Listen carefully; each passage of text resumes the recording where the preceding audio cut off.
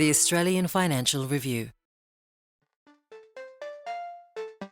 I am a perfectionist. What I do have to make sure I am doing is not asking too much of everyone around me. I probably need to think very consciously about whether or not I need to keep asking for the extra 5%.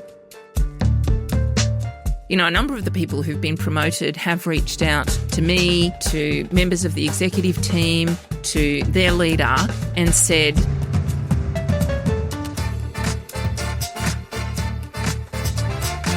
Hi, I'm Sally Patton, editor of Boss from the Australian Financial Review. And welcome to 15 Minutes with the Boss, a podcast about success and failure and everything in between. And along the way, we're aiming to get some really great advice from our leaders. My guest today is Kate Farrar, the Chief Executive of Brighter Super. Hi, Kate. Are you well? Thank you very much for coming into the studio today. hello, it's fantastic to be here and thanks for having me. Anytime, anytime. Now, Kate, you're the CEO of Brighter Super, a Queensland-based superannuation fund that has more than 285,000 members and manages $33 billion of assets on their behalf, and you have around 260 employees. And over the past 3 years, you have merged with two other funds, and I'm guessing that has kept you pretty busy. Certainly has, not just me, the whole team, I have to say. Okay, there's no time to breathe right now because we only have 15 minutes. The clock starts now. Let's get started. Kate, my first question is about your morning routine. What time do you get up? What happens? Well, I normally wake up at 4 and I will sadly do my emails. At 4 o'clock? At 4 o'clock. I do have to put warnings on to say, please don't do anything about this till you get to work. But it does allow me to go on to the next phase, which is exercise. I do exercise every morning with friends. I swim, spin class, love my spin classes, or walk, and then finish it off with coffee, glass of lemon juice with my partner and my cat, and off to work. So how long do you do emails for at 4 a.m.? Well, it's a clearing the decks thing, I have to say. It's more a, I'm going to look at that later, I'm not going to look at that at all type of in-out ruling, so that at least the inbox is reviewed and I know there's nothing that is really urgent that needs to be attended to at that point in time, and I can kind of anchor my head for the day to come, what the priorities are, that sort of thing. So it'll only be, 10 minutes. So have you ever thought about switching that around, doing the exercise first and then dealing with the emails, or do you really need sort of for your head to get that done first? Look, I actually use the exercise time as a time to think through some of the things that are on. I find it's amazing for coming up with creative solutions or innovation. When I've got a particularly gnarly problem, I'll often say to myself, okay, back brain, solve this problem, and then I'll go for a run, and by the end of the time I've finished the run, something's come up. Okay. My next question is about a pivotal moment in your career. Was there some point or some project that you worked on that changed the nature or changed the pathway that you were taking in your career? Yeah, well, it was definitely my move to Brisbane. So when I was 27, I think, or thereabouts, 28, I moved from Sydney, which is where I grew up, to Brisbane with my husband at the time. The whole culture, I think, in Brisbane is quite entrepreneurial, and every member of the Brisbane sort of workforce is different from each other. There's a lot of independence in thinking, and I think that's a real gift, actually. It's quite a standout differentiator of the Queensland firms that I've seen. And what that allowed me to do, or in fact forced me to do probably, was to think more entrepreneurially, to take more risk, to consider a whole range of different options with respect to different industries, and really to teach me how to understand the benefits of the things that I have done for doing the things that I'm now doing. Interesting. So what did you do then job-wise when you arrived in Brisbane? I have to say, in Brisbane, almost everybody works for Suncorp at some point or another. It's almost the first question you ask somebody, when did you work for Suncorp? So I worked there for 4 or 5 years, I think, ended up running the bond fund management arm. But that doesn't sound that entrepreneurial. That sounds like very similar to what you were doing in Sydney. Very good point. But then I went into energy, electricity trading, actually. Probably wouldn't have done that, I don't think, in Sydney. I thought to myself, well, how can I take the risk management knowledge that I have and competency that I have and apply it elsewhere? And electricity, it was a wild market, I have to tell you. It went from $15 to $50,000 at the drop of a hat. And for a risk manager, that's an amazing opportunity. And do you still feel like you've got an entrepreneurial mindset in the way you approach your current job? Absolutely, I do. Yes, we have done things that no one else in the market has done. So, for example, the fund that I run called Brighter Super now was the local government fund for Queensland, and it was subscale at the time. So we needed to get the scale up. We looked around and there were two others, Energy Super and Suncorp Super. And so that's who we merged all together. Now, the interesting thing about that was that the local government fund is a public sector fund. Energy Super was an industry fund. And we actually acquired, with the first industry fund in the market in Australia to acquire a retail fund, Suncorp Super's fund. So we've put together three funds from completely different sectors in a way that's actually created, I think, something really quite unique with a culture that brings the best of all three together. Interesting. Okay. Kate, what is the best piece of career advice you've ever been given? Well, it was actually some advice that was given to me just before I moved to Brisbane, which was take all the opportunities you see when you see them. You may not know this, but I started off, my undergraduate degree is in music. Okay. Yeah, and then I did a master's degree in econometrics. So I've taken the opportunities where I've seen them, and it's led me into this incredibly rich, diverse, interesting career where I've been able to see opportunities within an individual sector or an individual company, which I can then take the learnings on into another area.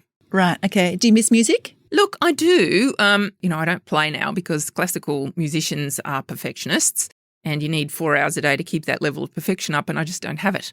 So I don't play anymore, but I was singing just pre-COVID in a choir, which I absolutely loved. I definitely miss that feeling of being part of a musical moment that comes together. So are you a perfectionist as a result of your music?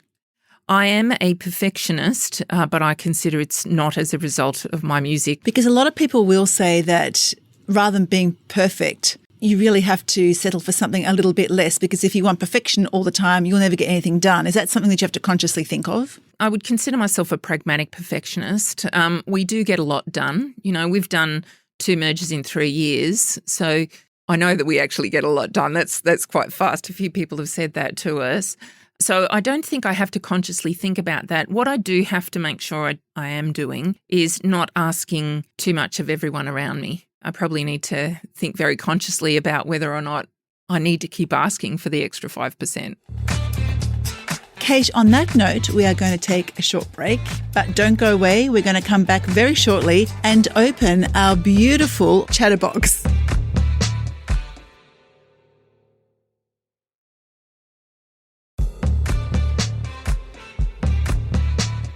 Welcome back to 15 Minutes with the Boss. I'm here with Kate Farrar, the Chief Executive of Brighter Super. Now, Kate, this is our section called the Chatterbox.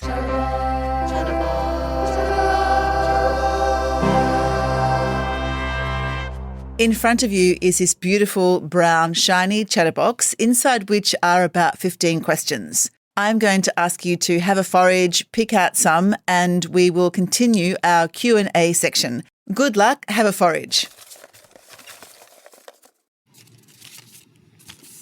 Tell me about a time when you failed at something. How did you recover and what did you learn? When I was at BZW, I was working as a quantitative analyst in the bond division. And the quantitative analyst basically looks at, the relative prices, high or low, of different bonds with different risks. And I developed a relatively innovative way of helping to take advantage of differences in the way that risks are priced, but without being exposed to market risk. So anyway, I did a whole lot of testing, and I tested it on a huge amount of historical data from a huge number of different markets around the world. When it was ready, proudly rolled it out, and the trading team took advantage of it. Unfortunately, a week into that process, we had the biggest market move for 50 years. And needless to say, the insulation didn't quite hold up to the full market move as I had hoped it would. And you lost money at that point. And we lost money at that point. And so you can imagine, as a poor, young, quantitative analyst who'd been given this amazing opportunity to do this, that was absolutely shattering. And I guess there's a couple of learnings for me and others out of all of this. The first one is you can do all the work that you want in the ethereal world of data, but in the real world, you really need to do test and learn sizing. It's very similar when you're going out into the market and trying a new product. Don't try it on your whole market. Try it on a very small sample, see how it goes, get it better, then try it on another sample, get it better, keep working, keep improving, get it great, and then do it big when you got it really fantastic. Interesting. I love that. Okay, have a fish. Let's go. In your experience, how do people get promoted even if they haven't gone for or requested the promotion themselves? The attributes of the people that we promote, I think, are very important. The obvious one, of course, is work hard and do a good job. I also think that you need to be in touch with the cultural context that you're working in. Being able to deliver, show that you're delivering, think innovatively, and do it relatively quickly, and being able to be in sync with that cultural context, I think that's very important. I also think that, reaching out doesn't hurt. A number of the people who've been promoted have reached out to me, to members of the executive team, to their leader, and said, I want more. And so when the opportunity comes up to think about somebody else for a different role, then of course they're in the consideration set. That's actually very good advice. Don't hide under a bushel. If you want to go somewhere, tell someone. Okay, let's have another question. What part of your job don't you like or don't you like so much? I love my job. I love the purpose in my job. We're privileged to be the custodians of other people's money, and it's so important to them. And every time we go and talk to them, they tell us that. So I really do love my job. I guess the bit that I don't love as much is the stakeholder management. I'm a pretty cerebral person, and so I'm definitely not as good at the stakeholder management. And I do have to say that, as a retail and industry and a public sector fund, Brighter Super does have a complicated set of stakeholders and quite a diverse set of stakeholders that, it does become quite a cerebral challenge to work out how to satisfy all of them appropriately at the same time. So do you ever get overwhelmed by how many stakeholders you have to manage? Look, sometimes I do, I have to say.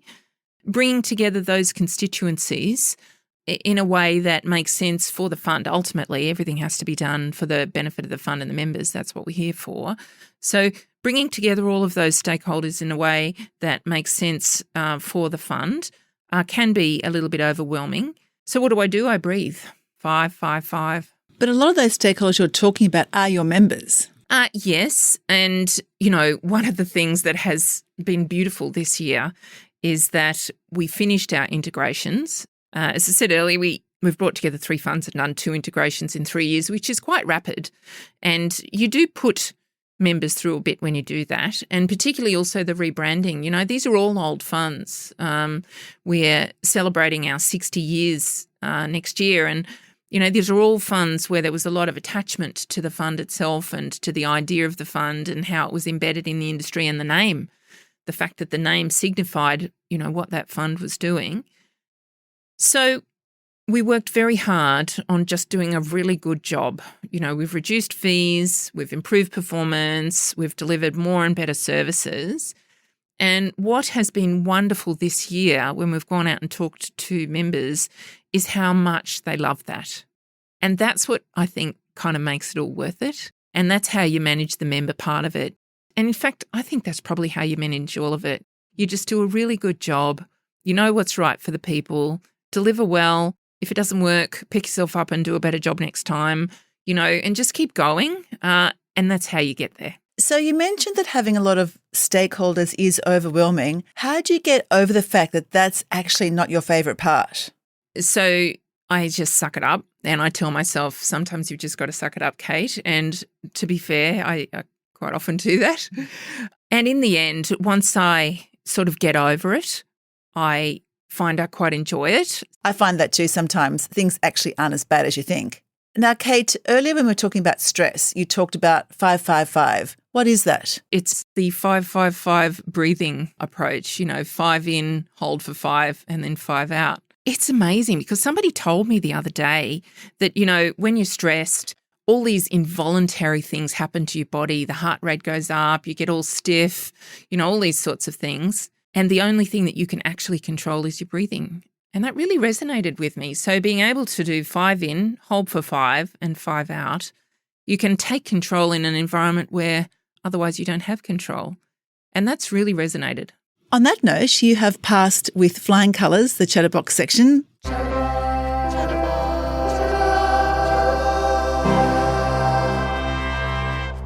I have one other question for you, which we ask everybody who comes in, and that is, if we gave you 12 months off, you were unencumbered, you could do anything you liked, what would you do?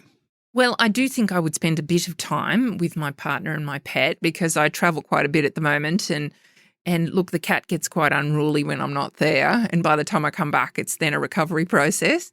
But it would be doing the things that I don't get time to do, and there's 2 that I would really love to be able to have time to commit to that I just don't at the moment. One of them is choir. I love choir. And the other thing I would do is row. I never got to row at school. I wish I had. I was lucky enough to join with a group of wonderful women only a couple of years ago where we did a sort of beginner's rowing course, and I thought, this is fantastic. I want to do more of this. So they're the 2 things I'm going to do when I have my year off. Interesting. So why do you like rowing?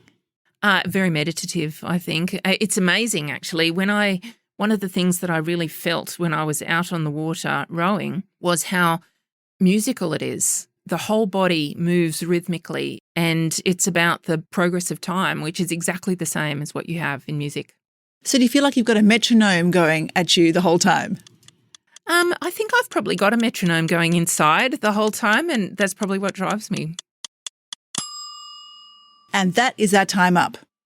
Kate, I really had such a great time talking to you today. And I think some of the things I took away most was the fact that you get up at 4 a.m. You use that time to clear your inbox, which obviously gives you a chance to let your mind wander and solve some pretty crucial problems after that.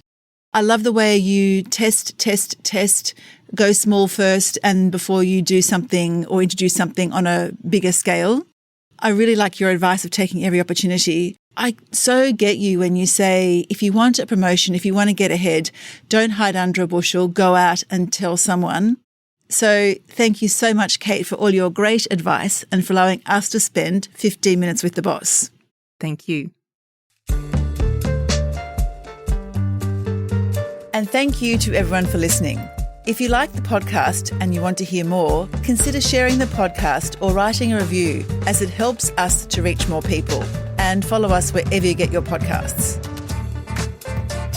At the Financial Review, we investigate the big stories about markets, business and power.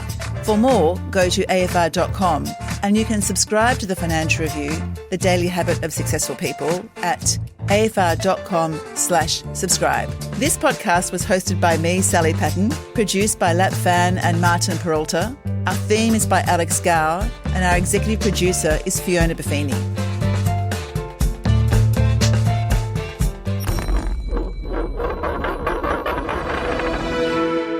The Australian Financial Review.